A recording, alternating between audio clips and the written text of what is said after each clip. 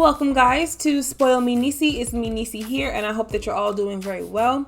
So today I would like to do a video giving my 2 cents on Space Jam: A New Legacy, which is the 1996 Space Jam remake that came out yesterday, featuring Lebron James as the main character of the movie.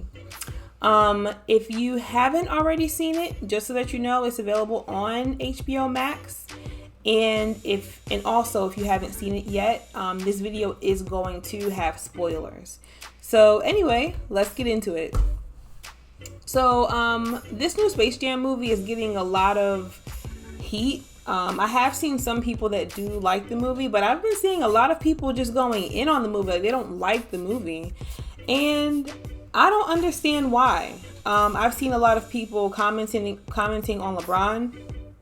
Now, before I give my opinion on LeBron, I'm not a sports fan. I'm not a basketball fan. So I don't know much about LeBron. And most of what I know about LeBron, I learned from my husband. Growing up, I've never been into sports. I think they're boring. I'm not a big fan. So my opinion of this movie comes from the view of a person that's like strictly into movies. Nothing at all to do with him as a basketball player or anything like that. So anyway, back to the video. I personally feel like LeBron did a great job.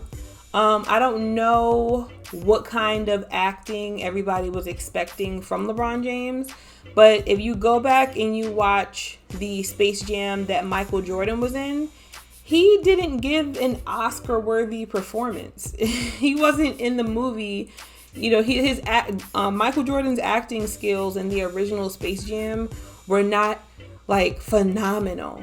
You know, personally, I think that when I compare both movies, I think that LeBron James's acting was better than Michael Jordan's acting, to be 100% honest. Yeah, I don't see why everybody is ragging on the movie so much. I thought it was pretty good. I thought it was a cute movie. Now, when I watched this Space Jam remake, I watched it with my husband and children.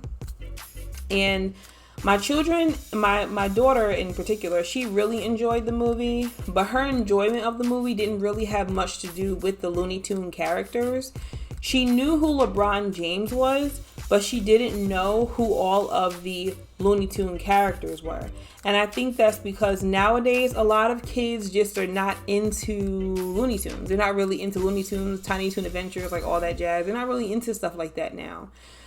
If they had made a remake of Space Jam without the Looney Tunes, if that would have even been possible, or maybe made a movie that they didn't call Space Jam, but a similar movie where they use like Minecraft or like, I don't know, like some of the other characters that like these new kids nowadays are into, then I feel like that would have been awesome. And I think that just me personally, I think that my kids would have been more into it at that point, but they're not really into Looney Tunes. And Looney Tunes are not really as popular today as they were back in 1996. Now, I do believe that anytime a movie is made over, anytime nowadays in the 2000s or 2020s when,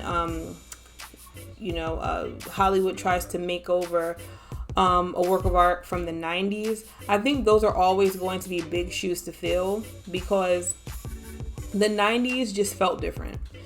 Me personally, I'm a 90s kid. I was a kid in the 90s, so I like comparing how things are now to back then.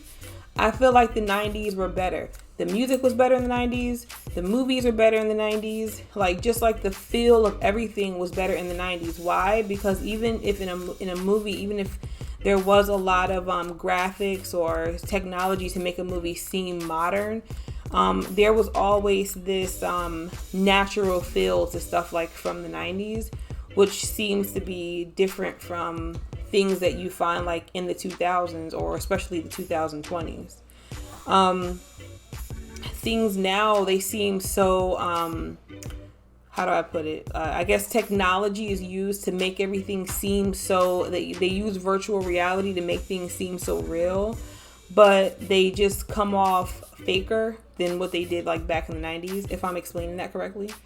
So I think that when they decided to remake Space Jam, those were some very large shoes to fill, I think, because the movie just it's not going to hit the way that it hit back then. And personally, I think that the Space Jam movie was as popular back in '96 as it was because, one, the Looney Tunes were a big deal. Now, when I was a kid, did I like the Looney Tunes? No. I was more so into Disney movies, unfortunately. But nonetheless, the Looney Tunes, they were a big deal back then. You know, and Michael Jordan was a big deal back then. And also back in the 90s, you didn't really see, like, whenever you saw like a basketball player or a rapper or something like that crossed over into movies, it was a big deal because you didn't see it very often.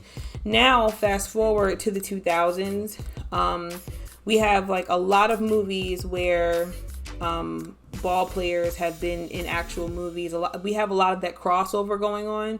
So now when you see a basketball player starring in a movie, it's not as exciting anymore because it's happened a lot actually. And this is not even LeBron James's first movie. And we have a lot of animated movies. Now a lot of the movies that come out are animated. So I think that because we have everything in the 2000s, it's going to be really hard to impress us. Now to the movie, I thought the storyline was really great. I thought it was really cute. Now, if you watch some of my other videos, I do have to point out, you know, some of like the bullcrap that you see in the movies. Nowadays, every movie, because Hollywood is so corrupt, there's always going to be some kind of predictive programming in the movie.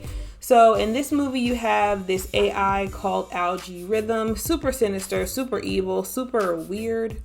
And he pretty much he has feelings and he's jealous of LeBron James. He looks at LeBron James as like an actual king and he wants a taste of whatever power that he believes that LeBron James has as like the king of the world or something like that. I don't know. So he kind of lures LeBron's kid who has like self-esteem issues, I feel, and has issues with his dad, kind of lures him away. I'm not going to get into like the whole movie or anything because that's going to make the video too long, but he pretty much uses the son against LeBron and pretty much tells the son, you can prove yourself to your dad to make him respect you, and then tells LeBron, if you want your son back, you have to play a game of basketball. Now, Algorithm knew that he was tricking LeBron because, of course, LeBron was thinking, oh, it's a regular basketball game, but it wasn't. It was going to be a basketball game based off of the virtual world that his son created in his own video game. And Algorithm knew that he was going to cheat. He was going to use characters that had advancements and all that other stuff. So he pretty much told him, if you play the game and you win, you get your son back. If you play the game and lose, you don't get your son back. Your son gets to leave, but you have to stay here in this world. So LeBron decides that he'll do it because he wants to get his son back. As the game goes on, he meets the Tiny Toons, all that good stuff. But then once the game actually starts, the Algorithm starts to like change up the rules and everything, and it becomes very unlikely that he'll actually beat the game. It took like his son coming up with a way to like make the system glitch or something like that to make him win. That kind of reminded me a little bit of like the world today, like the whole taking his son away and making him do what Algorithm wanted him to do to get his son back. But really, if Algorithm had just left his son alone in the first place and never took his son, none of that would ever happen. But I don't know. You know, I'm very subliminal with these videos, but kind of reminds me a lot about stuff that goes on today, like in the world. So if you're on my page, you'll know what I mean. But anywho, I noticed that about the movie. But other than that, you know, you always have to look at these Hollywood movies from like an eye of wisdom. Like, yes, some movies we should not be watching, but if you are into work of arts in movies, especially as a Christian, you got to keep an eye out for some of the bullcrap, predictive programming, and all that other stuff. Because again, you're watching a movie, you're letting it into your system, so there goes that. But other than that, I think the movie was cute. It had a pretty good ending. And yeah, I think it was all right. If I had to rate this movie on a scale of 1 to 10, I would rate it probably a 7. Only because I did like the fact that they had some Warner Brothers IPs. So there was a part of the movie where they had like all the people of Harry Potter, Superman, Gremlins, and many, many more that were in the audience.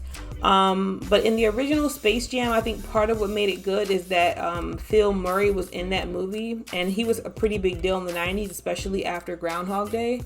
I kind of wish that in this movie they would have had like Kevin Hart play as like a supporting actor to LeBron James. I think that would have made the movie really funny.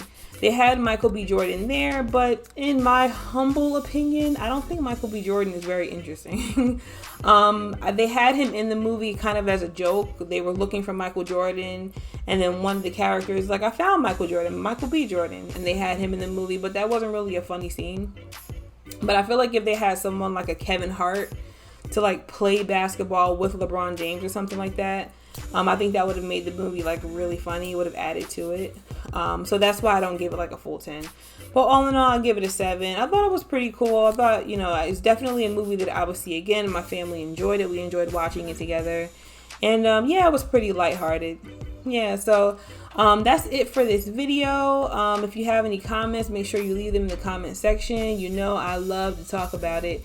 If you haven't already done so, make sure you hit the subscribe button and also hit the notification button so that you'll know when I make videos. And in the meantime, I hope you all have a good night. God bless. In Jesus' name, peace.